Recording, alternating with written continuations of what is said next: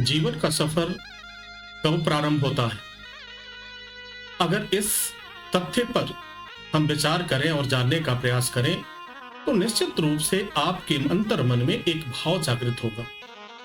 आखिर हम हैं कौन? मेरा जन्म क्यों हुआ? हम इस पृथ्वी पर क्यों आए? मेरा उद्देश्य क्या है?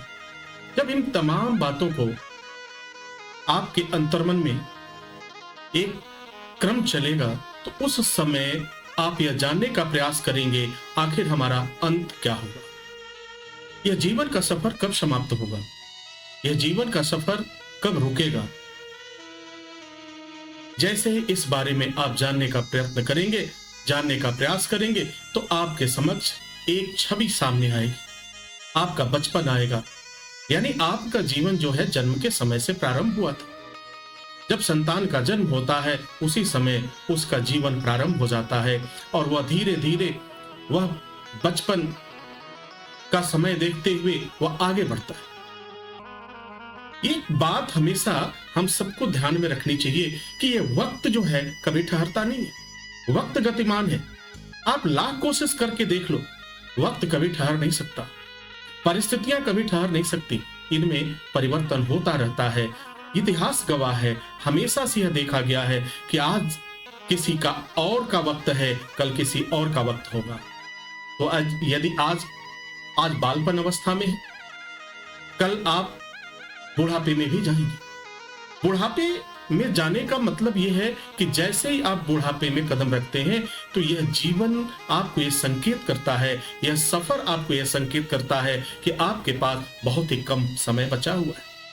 अब तक आपने जो कुछ भी कर्म किए, जो कुछ भी कार्य किया आपने, अगर उस कार्य में आप तौले अपने आप को परखें और जानने का प्रयत्न करें कि धर्म पर आश्रित कार्य कितना किया आपने और अधर्म पर आश्रित आपने कार्य कितना किया, अगर दोनों की तुलना करेंगे तो निश्चित रूप से एक निर्णायक भूमिका के रूप में आपका अंतर्मन ये निर्णय सुनाएगा कि आपने कितने अच्छे कर्म किए, आपने कितने बुरे कर्म किए। यदि आपने अच्छे कर्म किए तो फिर चिंता की कोई बात नहीं, तब तो जीवन आनंद से कटेगा। भगवान नाम संकीर्तन करते हुए आपको आगे बढ़ना चाहिए। लेकिन यदि आपने धर्म का कार्य नहीं किया, आपने अनाचार किया, आपने अत्याचार किया, आपने जितना भी कर्म किया वह धर्म विरोधी था, अर्थात आप तो अधर्म के ही गुरु बन गए, अधर्म के मार्ग पर चलते रहे। तो श्रीमद् भागवतम में हमें एक एक क्षण इस बात का संकेत मिलता है कि हमारा जीवन किस दिशा में जाता है। हमारा जीवन सही मार्ग में है या हमारा जीवन गलत दिशा में जा रहा है। यदि सही दिशा में जा रहा है तो अपने आप में यह उत्तम का विषय है, उत्तम विषय है और गर्व का विषय है। परंतु यदि मार्ग आपका सही नहीं है, यदि मार्ग आपका गलत है तो फिर यह चिंता का विषय है और प्रायश्चित करने की भी आवश्यकता है। जितना जल्द आप इस प्रायश्चित को प्रारंभ कर देंगे उतना समय आपके लिए हितकर होगा। बुद्धिमान पुरुष और उत्तम पुरुष को तो यही चाहिए। जो भी बुद्धिमान पुरुष है वह सोचता है, वह जानता है, वह समझता है कि आज नहीं तो कल हमें जाना है, लेकिन हमें ये नहीं पता कि कब जाना है। हम कल का इंतजार क्यों करें महाराज? हम क्यों ना आज ही कुछ ऐसा कार्य कर ले कि फिर हमें कल की चिंता न हो। तो आज क्या करना है, हमारे बस में जो है हम वही कर सकते हैं। मनुष्य जो है बहुत ही बुद्धिमान प्राणी है। यह जानता सब कुछ है महाराज, लेकिन मानता नहीं है, ना ही यह मानने का प्रयत्न करता है। जानता सब कुछ है। अब जरा विचार करिए कि जब सब कुछ जानता है, सब कुछ समझता है, फिर यह परेशान क्यों होता है? क्योंकि अधर्म तो अधर्म है। अधर्म के मार्ग पर चलने वाला व्यक्ति परेशान तो होगा ही हो। आप खुद विचार करिए कि यदि आपको कहा जाए कि धर्म और अधर्म में से किसी एक व्यक्ति का चयन करो, आप किसका चयन करो? तो जाहिर सी बात है आप कभी अधर्म का चयन तो नहीं कर सकते, कभी गलत का चयन तो नहीं कर सकते। अगर हम दूसरे शब्दों में सरल भाषा में हम कहें, इस वक्तव्य को कहें कि आपको सही और गलत में से एक व्यक्ति को का चयन करना है, एक व्यक्ति का चुनाव करना है महाराज, तो आप किसका चुनाव करें? बेशक आप अधर्म के मार्ग पर चलते, बेशक आप गलत कार्य करने के लिए प्रेरित भी करते हो, लेकिन कभी भी आप गलत कार्य वाले व्यक्ति को आप पसंद नहीं करेंगे, उस अधर्म के मार्ग को पसंद नहीं करेंगे। तो जब खुद अधर्म के मार्ग पर रहने के बाद हम गलत व्यक्तियों को पसंद नहीं करते, हम गलत कार्यों की निंदा करते हैं, नहीं पसंद करते, तो जरा विचार करो कि आपके द्वारा जो किए गए कर्म है, यदि वह अधर्म के रूप में है, एक ऐसे रास्ते पर है, एक ऐसे मार्ग पर है जिस पर पीड़ा ही पीड़ा है। अधर्म तो एक गहरी खाई है जो कभी समाप्त ही नहीं हो सकती। वह दिन दूना रात चौगुना बढ़ती जाती है। यदि आपने अपने अंतर मन को लगाम न लगाया, अपने इंद्रियों को बस में न किया, तो फिर इसका सफर समाप्त होता है और वह समाप्त होगा एक ऐसे स्थान पर जिसे हम आश्चर्य का विषय कहते हैं, उसे हम मृत्यु कहते हैं। तो मृत्यु जब होगी तो आपका यह सफर खत्म हो। मृत्यु तो दोनों को होना है। यदि धर्म के रास्ते पे चल रहे हो तब भी मृत्यु होना है, अधर्म के मार्ग पे चल रहे हो तब भी मृत्यु होना है। यह सफर, यह जीवन का सफर आज नहीं तो कल समाप्त होना है महाराज, आज नहीं तो कल समाप्त होना है। तो जब इस जीवन को समाप्त ही होना है, जब इस जीवन को खत्म ही होना है, तो क्यों न हम अच्छे कर्म करें, क्यों न हम सद्बुद्धि को अपनाएं। हम क्यों कुमति और सुमति दो का वर्णन आता है। अगर रामचरितमानस में देखें तो बाबा तुलसीदास कहते हैं, कुमति सुमति सबके उर रही, कुमति सुमति सबके उर रही। अर्थात अच्छी भावना भी व्यक्ति के पास है, बुरे भावना भी व्यक्ति के पास है, दोनों ही भावना उस व्यक्ति के पास विद्यमान है। अब प्रश्न उठता है महाराज कि एक ही व्यक्ति के पास सुमति भी है, एक ही व्यक्ति के पास कुमति भी है, इसका अर्थ क्या हुआ, तात्पर्य क्या हुआ? इसका अर्थ और तात्पर्य बहुत ही सीधा सा है महाराज। परमपिता परमेश्वर देवेश्वर भगवान श्री कृष्ण ने कहा कि मैं तुम्हें स्वतंत्र करता हूं, मैं तुम्हें बिल्कुल स्वतंत्र करता हूं, तुम्हें जो इच्छा वो करो। जब मनुष्य का जीवन तुम्हें मैंने दिया, यह तय है कि करोड़ों जन्म का पुण्य उदय हुआ था, तब तुम्हें मनुष्य का जीवन प्राप्त हुआ। अब इस जीवन को किस दिशा में ले जाना है, यह तय करना तुम्हारा कार्य है महाराज, यह तय करना तुम्हारा काम। यदि तुम सुमति को, सुंदर मति को अपनाते हो, अर्थात धर्म के मार्ग पर चलते हो, तो आनंद का विषय होगा, जीवन आनंद से चलेगा, घर में कलह नहीं होगा, सुख शांति बना रहेगा, आपस में प्रेम बना रहेगा और जीवन में करुणा और दया का भाव लेकर के आप इस जीवन के सफर को तय करेंगे, इस जीवन की यात्रा को पूरा करेंगे।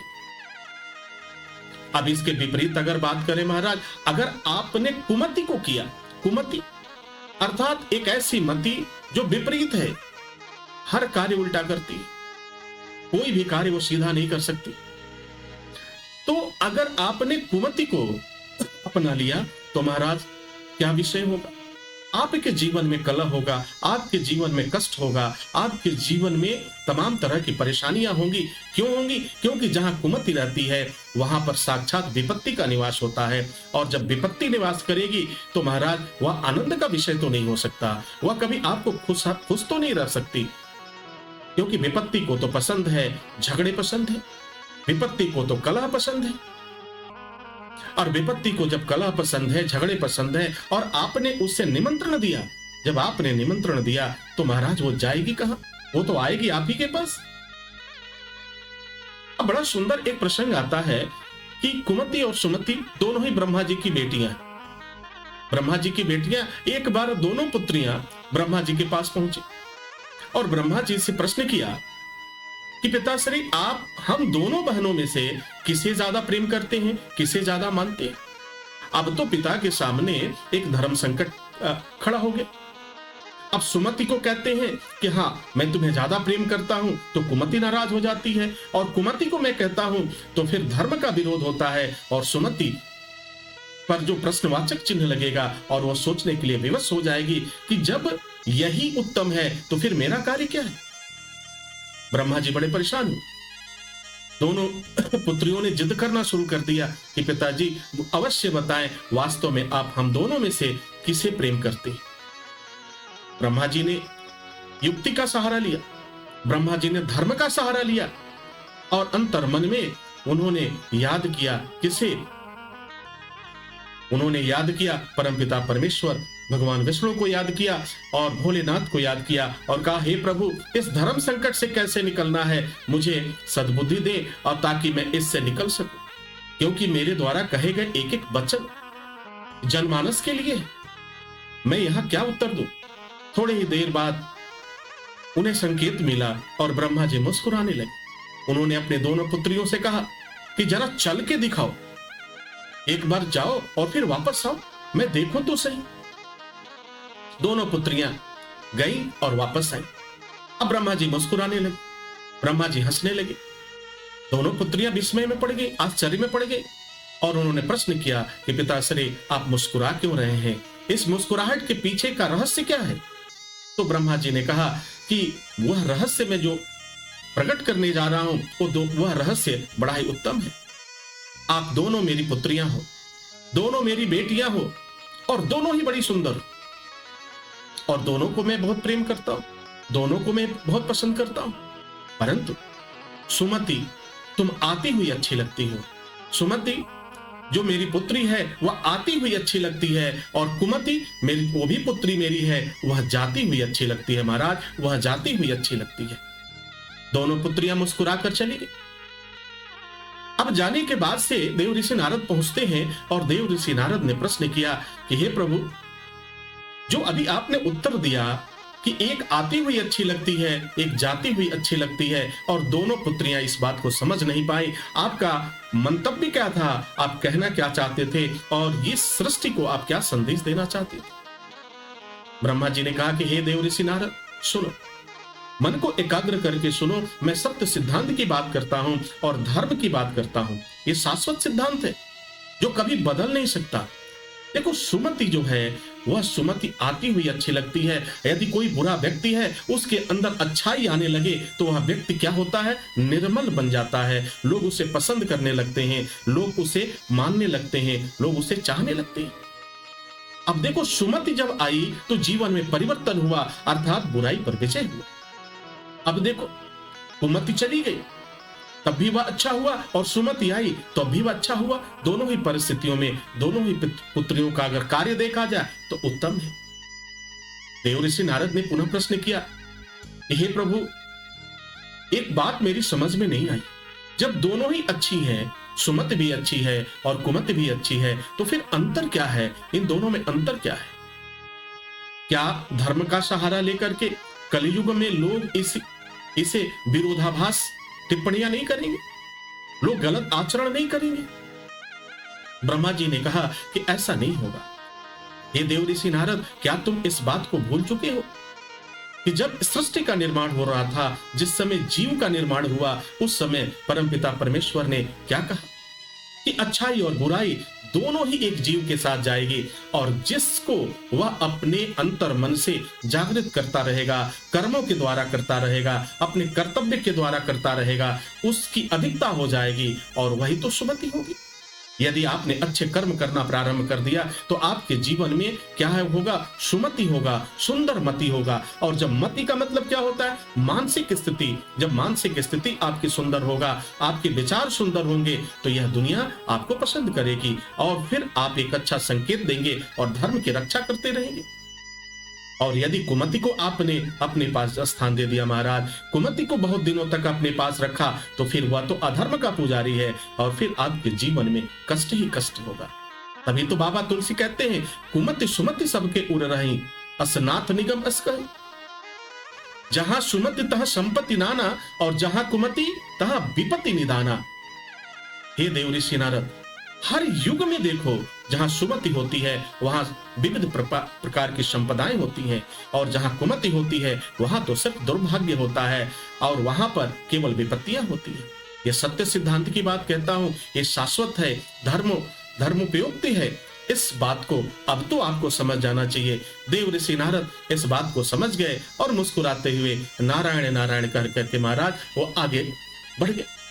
तो जीवन में सुंदर विचार आना, जीवन में अच्छे विचार आना, यह प्रतीक है कि आप धर्म के मार्ग पर चल रहे हैं। जीवन में बुरे विचार आना, यह प्रतीक है कि आपका जो मार्ग है उस पर विचार करने की आवश्यकता है, उस पर पुनः सोचने की आवश्यकता है महाराज।